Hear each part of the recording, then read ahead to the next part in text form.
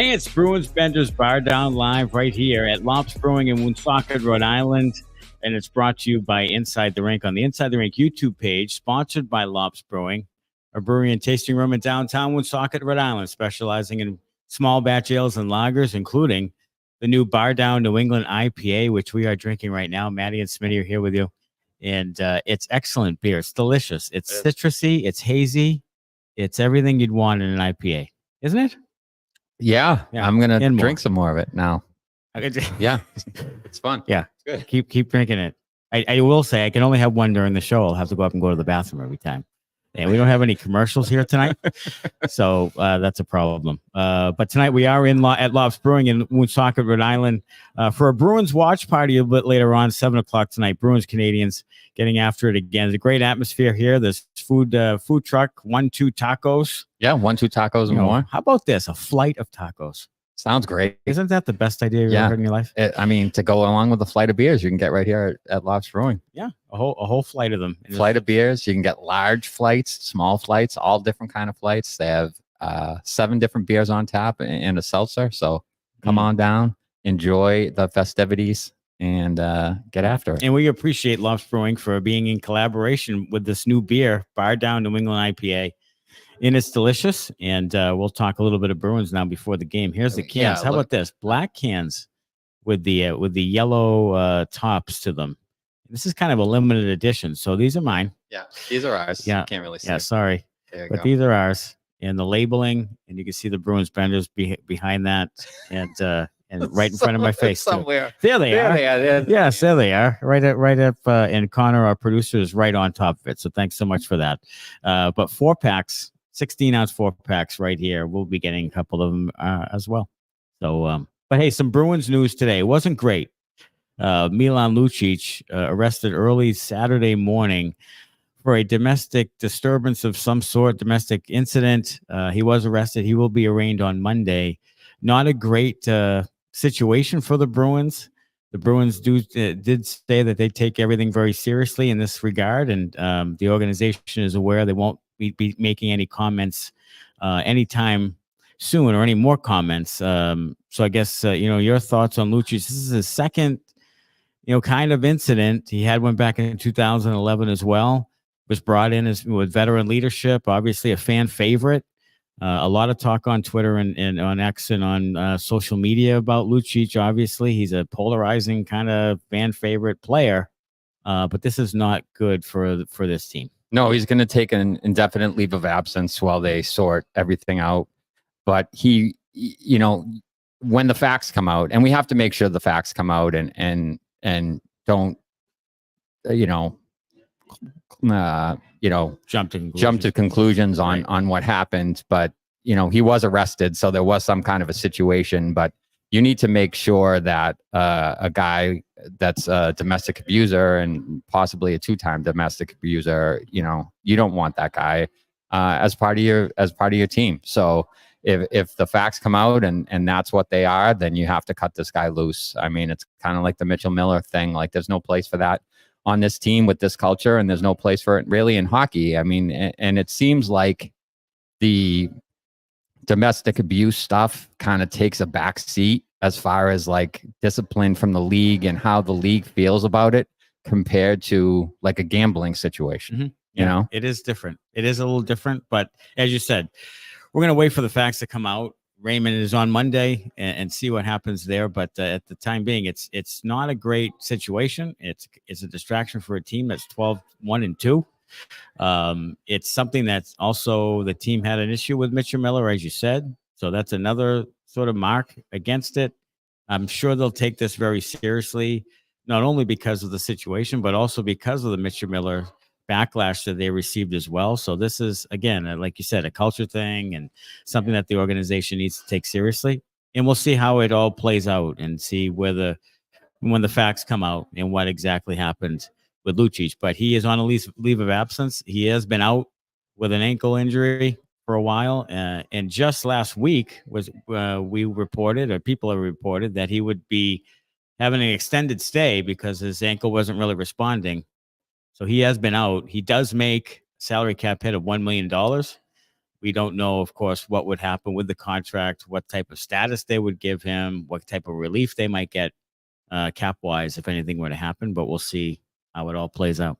But tonight, Bruins Canadiens still getting going at 7 o'clock tonight on Nesson 98.5, the Sports Hub locally. A rematch from last Saturday, a 3-2 overtime loss in what the Bruins said was probably their worst effort, or worst game of the season. Still had a chance to win it late after a Marchand goal, but not a great effort by them. Not a great, game by them. The Canadiens have lost 3 in a row since and are 7-8-2. But it really sort of was a rebirth of this rivalry that was kind of dead in the water a bit. The rivalry has been. I mean, they haven't met in the playoffs since, I believe, 90. They met in 2014. 2014 was the last Right. one. Before that, 2011. So Right. It's been some time since, Montreal has really been good, and you haven't seen them in the playoffs. And really, that's where the rivalry kind of has been born from. They play each other a lot, same division, all that. But really, the rivalry is magnified and born in the playoffs. And they haven't been playing in the playoffs because Montreal's been terrible. Mm-hmm. And we like it when Montreal's bad. Yeah. But we want Montreal to be good enough so that the Bruins can beat them still. But they, have the rivalry, stoked up again. Right. And that's true. And they haven't been good. So that obviously takes a lot away from the rivalry. It was a bad second period for the Bruins, a good third period to get back into it. And then Caden Gooley with a goal to win it. Swayman was in net. He'll be in net again tonight. Jeremy Swayman. He's been terrific all year. The Bruins are coming off a 5-2 win over Buffalo, a team that they've dominated. And like I said, the Canadiens have lost 3 in a row, including losing 3 separate leads to Vegas at home, and a 6-5 loss. Yeah, I mean, the team's going kind of in opposite directions here. The Bruins bounce back from the loss to Montreal with the win versus Buffalo, and Montreal, since the win's been lost 3 straight, blowing some leads. The Bruins have blown some leads too in the games that they've lost. They've been up in a few of them. So it'll be interesting to see how the Bruins respond here, with Montreal kind of giving it to them up there in Montreal the last time. See how some of the young kids respond. Lohrei, Patra didn't have great games up in Montreal, so we'll see how they respond in this one. Yeah, and so the Bruins and Canadiens tonight, 7 o'clock. Some of the history behind this, these two teams: the most meetings of any NHL teams in history, 935 total meetings. All-time series is led by Montreal, 470, 351, 103, and 11. Regular season, Montreal also has the advantage there. Postseason, 106-71. The largest win, Boston win 10-0, February 21st of 1933. We could use a duplication of that tonight. Longest win streak, Montreal won 13 in a row at one point. The current win streak, obviously, one win for Montreal. They had lost, 10 in a row or something to Boston, quite a bit in a row to Boston previous to that. But it's the longest standing rivalry in NHL history. And tonight, as you see on the screen there, watching here on YouTube, is Jeremy Swayman in net. Had a little bit of an interesting situation in net with Brendan Gallagher last game, and showed a little bit of chutzpah, a little bit of willingness to sort of drop the paddle. Yeah, he wanted to drop the gloves and go with Montembeault. He offered, right. Kind of threw the hands up and was like, let's go. And Montembeault stayed in his crease. And, nothing really came of it. But Gallagher got in his face after a scrum in front of the net, and, some words were exchanged. And, Swayman wasn't particularly happy how that one ended. And so it'll be interesting to see how he bounces back in this one, to see if that kind of sharpens his focus and gets him, a little bit more into the game. Yeah. Here's a recent history. The last 20 games, Bruins have outscored Montreal 74-41, 14 power play goals to 8, 681 shots to 553, and 16 wins to 4. So 16-4 is Boston in the last 20 games against Montreal. Bruins win 75% of the last 20 games between these two clubs. So some pretty good odds for a W here tonight. I hope so. I hope so. Because most of the stats in this rivalry trend towards Montreal. Sure. You know, if you look at playoff series in the last, they've met in 34 playoff series in history. Montreal is 25-9 in those series. Montreal 6-3 in game sevens in the series. And the last meeting in 2014, Montreal won 4-3 in a game seven.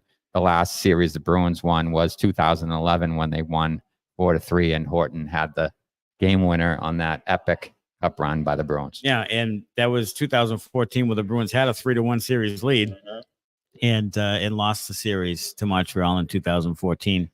The last really, Montreal had that one season in the bubble where they made that run to the Stanley Cup final out of nowhere. But other than that, Montreal has been struggling. They do have some younger talent now.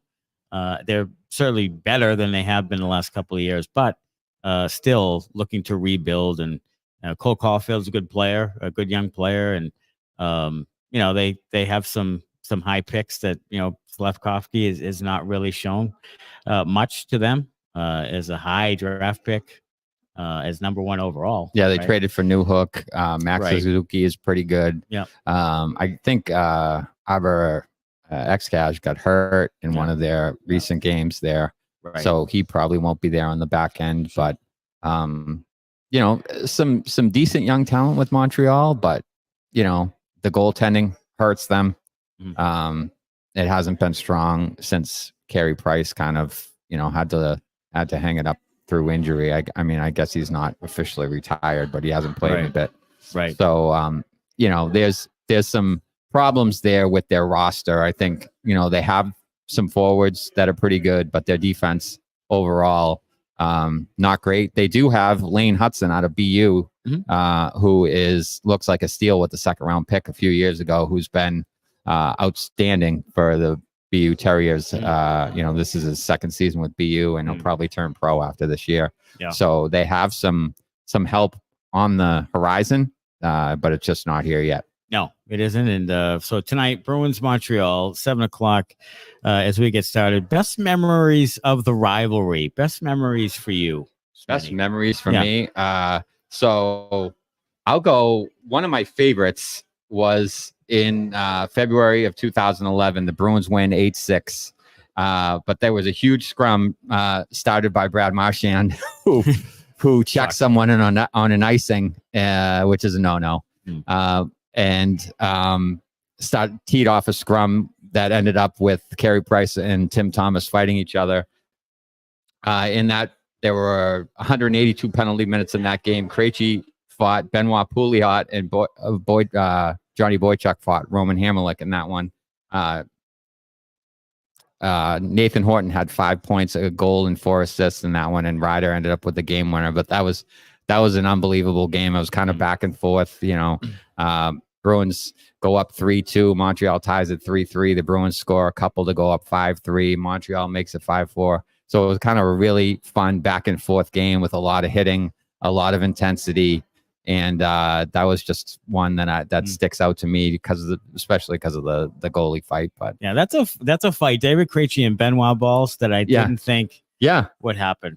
Yeah, Krejci's not a fighter, so there was some other scrums where Adam McQuaid and Max Pacioretty kind of took McQuaid's legs out in the left wing corner, and McQuaid got up right away, grabs him, and just starts throwing. And Pacioretty was kind of turtling, not wanting any part of it. And then the referees, the linesmen, everyone comes in to try to break that up because Adam McQuaid might literally have killed him. Yes, I mean Darth Quader was a bad man. He was tough hombre. No kidding. So that's for sure. And of course, both of us as high school kids at the time, 1988, was a huge memory for us. Yeah, I mean that's big time. Yeah, 43 years or 45 years, whatever it was, of just ineptitude. Yeah, 45 years. Yeah. The Bruins in the 88 playoffs lose game 1, and then they go on to win 4 straight. Cam Neely had 4 goals or 5 goals in that series. Reggie Lemlin in that series 4-0 with a .952 save percentage and a shutout in game 4, which was a 2-0 Bees win. And then the Bees cruise in game 5 with Neely scoring late there. Yeah, the clinching goal, going by Peter Svoboda, leaving him for dead, and then roofing it on Patrick Roy is one of the all-time great moments. Like, I could watch that over and over again. Yeah, I mean, it just gives you chills every single time. It does, and it was kind of like exercising the curse kind of thing, because it had been so long since they won, and to do it actually in Montreal too, which was fantastic. Shutting up those fine folks up in Montreal. We love you. They're fine individuals. How about one of my greatest memories? Regular season game, November 16th, just past the anniversary, 1989. Bruins win 3-2 with 3 goals in 57 seconds in the third period. And the highlight, the end goal, the game-winning goal, Glenn Wesley makes a move at the blue line, walks in and scores. And the call by Fred Cusick, and you can get it on YouTube, is tremendous. Wesley scores, and it's just unbelievable. The crowd is just it's just bedlam in the Garden. They score 3 goals. They were down 2-0 with 2.5 minutes left. They scored 3 goals in 57 seconds, and they win the game 3-2. And it was the year after, 88. So they had already beaten Montreal, and just sort of a lifeless game all game long in that game. And then they come back and win with 3 goals late. One of my great memories. And every once in a while, still to this day, I'll flip that on YouTube just to get all fired up, because the great Fred Cusick with one of the great calls. He had great goal calls. Like he did. His, score was always fantastic. It really was. And we miss Fred Cusick for, big time. All right. Most hated Canadians of all time. All of them? Yeah. Okay. It's only a half-hour show. Okay. Okay. So we'll start with Claude Lemieux. Everyone knows his reputation, of course, and it grew actually when he ended up going to Colorado, and and then was involved with the Colorado-Detroit rivalry there. But him with against the Bruins was just he always seemed to score big goals. He was a rat. He was a dirty player.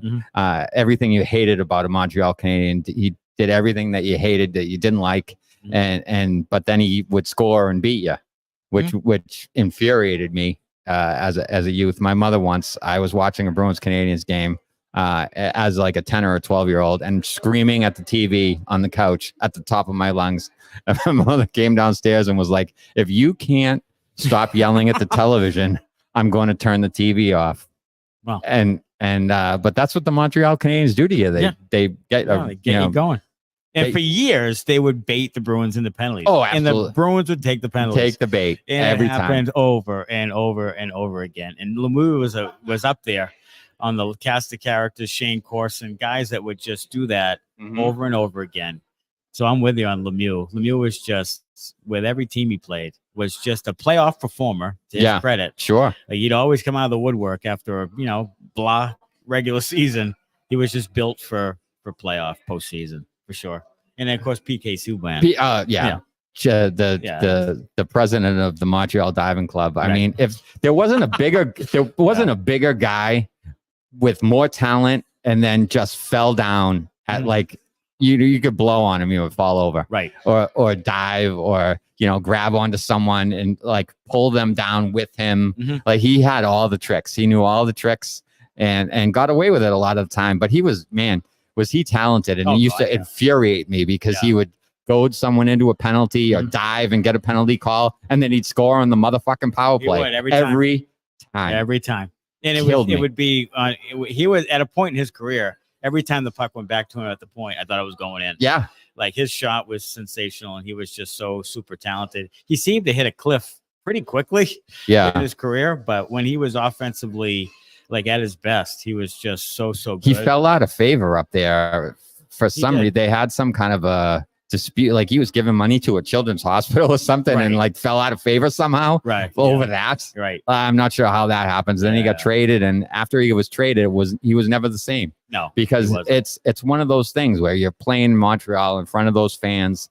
They get mystique. They get the mystique. They get wrapped up into a frenzy. Everybody's yelling. Everybody's into the game, and then you go to a different market, and it doesn't feel as important as it does in Montreal. Exactly true. And he never really recaptured that kind of game and glory that he had in Montreal. Yeah. And then of course Brendan Gallagher on this team. Yeah.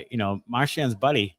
But but he is he's a rat. He's an instigator. He's a poor man's Brendan. He doesn't Brad have Marchand. the gifts, the talent and the offensive gifts that Marchand does, but he's the same type of pest. Sure. Gets under your skin. He got under Swayman's skin last game, and that's someone to look for. And of course, our buddy Chris Nyland, who's been on the program. Yeah. He was a Boston kid who ended up playing for Montreal. He now loves the Montreal Canadiens. Yeah. Like he loved his experience there. We think there's a screw loose there. And there probably is. Yeah, it probably is. There probably a is. Couple. Yeah, I mean, he's been hit in the face a lot of times. Yeah, folks. he has. So he told us about his broken ankle. Yeah, that was classic. That story. We can't hold that against him because he's been punched in the face a lot. By Terry O'Reilly. Terry O'Reilly was the first one. Caught him as he didn't know he was a lefty. Yeah, I didn't know he was a lefty. Caught him. Right. And so there's been a lot of stories with Knuckles, and we love Knuckles. Now. Right. But when I was a kid and watching Bruins Canadiens, I couldn't stand the guy. And one of the main reasons why was in October 13th, 1985, took a butt end right to Rick Middleton's mouth and got an 8-game suspension for that. So he's had some run-ins with Bruins guys over the years, and he certainly was on the most hated list when we were watching. And here's a couple more guys. Mike Ribeiro. Oh, Jesus. Little dink. Centerman, good player. But just, you talk about a tip of just person made to be a Canadian player was this guy. And then Mike McPhee. Like Mike McPhee would always sort of score goals in the mid-'80s, especially in the playoffs, just kind of a pain in the ass. Stefan Richer was like that, too. Oh, Richer. Yeah, Richer was a very talented player that always seemed to beat the Bruins, Peter Svoboda was a guy that I couldn't stand. He looked like the guy on the old Blades of Steel, like the little guy, like the skinny defenseman. Yeah, like that was Peter Svoboda, and then of course Neely ran him over to score that clinching goal. Another guy that I couldn't stand was I can't think of his name now. All of them. All of them. Yeah, Ryan Walter was another guy when I was younger. Of course, Mats Naslund was, but then he became a Bruin at one point. Yeah, Michael Ryder was one, but he became a Bruin. There have been a few. Yeah, I mean, when Ryder was with the Bruins, he made some huge plays. Underrated. Oh, he part was of that whole situation. He really was. He had big goals, including the goal against Montreal in the 2011 series at Montreal. They're down 2-1. Yeah, he scored in overtime on a great play by Chris Kelly to win the game in overtime, and then even the series or whatever. He also made a glove save in the crease. He did. Yeah, Ryder was a good play. He had a great shot. He did. Had a great shot. Had a great series. Another guy from Montreal that I couldn't stand was Guy Carbonneau. It was just because he was so damn good all the time. And people would compare Bergeron to Carbonneau in Montreal. They did. He's no Guy Carbonneau. He's no Guy Carbonneau. But now more Selkies for Bergeron. Yeah. So, but there were guys who like Bob Gainey was a classy kind of player. Guy Lafleur was a classy Lafleur, kind of player. Larry Robinson. I mean, you just hated the whole lot of them. Though it was all the time. Tough. Because we used to lose all the time. In Montreal was the worst. It was the worst. They get all the calls. It was always like you go up to Montreal, they get the first power play. That's how it works every time. Yeah, breathe on a guy or just make something up and call the penalty. It was Kerry Fraser or Andy Van Hellemond. Someone would just. It's called the home field advantage. Don Koharski. Don Koharski. All of them. Have another donut. Yeah. All right. So tonight, 7:00, Bruins Canadiens. What's your prediction for tonight? Bruins win 5-2. 5-2 tonight for the Bruins. Montreal is with the San Jose Sharks is one of only 2 teams to give up more than 5 goals 7 times or more. Wow. That's a great stat. And so I think the Bruins score 5 tonight to add to that stat for Montreal. Right. And win convincingly. I think the Bruins are one of the top teams scoring 4 goals at least in a game this year, right? And they've scored at least 3 in 13 of 15. Yeah, so consistent. We talk about their offense, but they seem to get 3 or 4 goals a game. Like they get just enough. Yeah, they're consistent. And when you have the best goaltending tandem in the league and a really strong defense, if you score 3 and only give up, 1 and change, then you're going to win most games. Yeah, with no doubt about it. Tonight, the lineups are the same as they were, I believe, on Saturday. Bruins are still going with the same lineup. Mason Lohrei still in there. Matty Grizzlick's coming back Saturday. What are your thoughts on what they'll do when Grizzly returns. I think Lowry will go down. I'm not opposed to that.